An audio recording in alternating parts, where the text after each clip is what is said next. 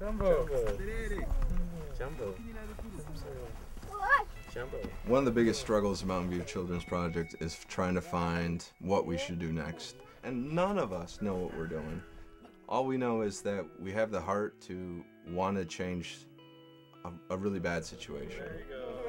And from there we started to think of what we could do next and how we could help the people there. We kind of were coordinating and communicating with Moses on a continual basis and brought up the idea of buying a bunch of goats for kids that were not being sponsored through Compassion, the older children, and 156 kids.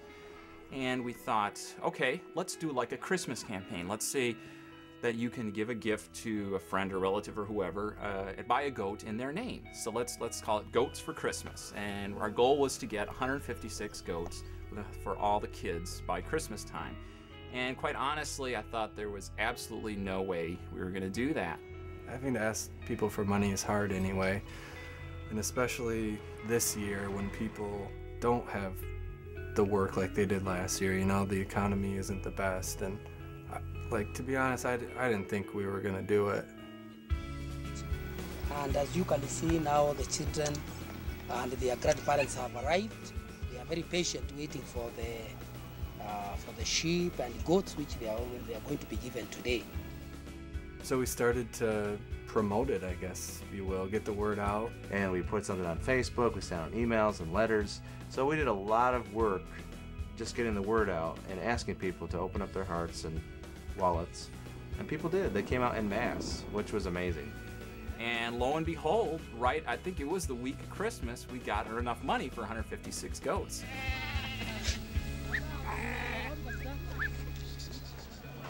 Now we are loading the sheep and goats so that we may go to Karima Center where the kids are waiting, very eager waiting to be given these animals. They're sturdy, rugged animals that can survive on just a little bit. Perfect for that arid environment of Kenya. And they also produce milk. They breed like rabbits, so if orphans and their guardians are wise, they'll be able to take their one female goat and make a flock out of them.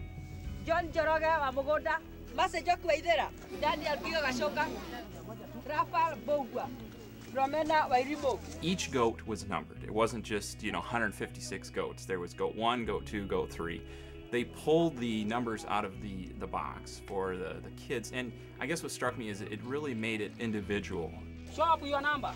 Now, that means that this child here is going to take a goat number 25, and this one is going to take a sheep or goat number 2.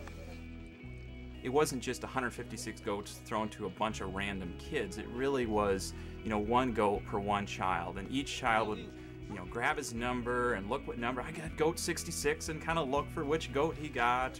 I guess it just struck me that we're really making a difference in the lives of individual kids, not just a whole random group of 156 kids that don't have any faces or names. And so that, just the individuality of it all.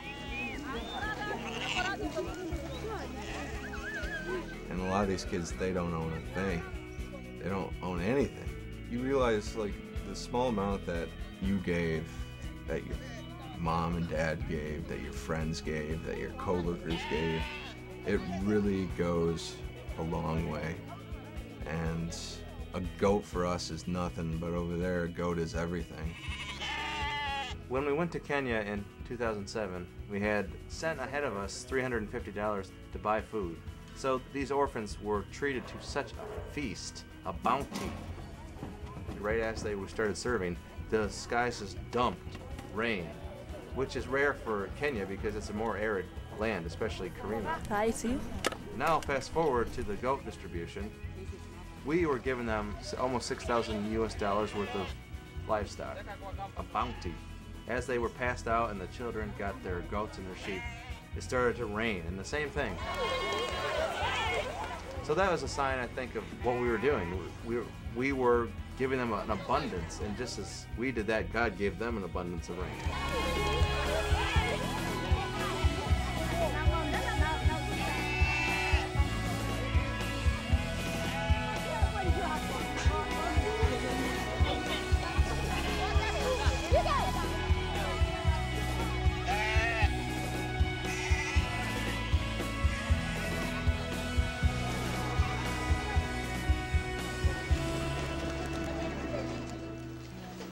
want to give thanks to our friends from America who have given us all those properties since we started this project.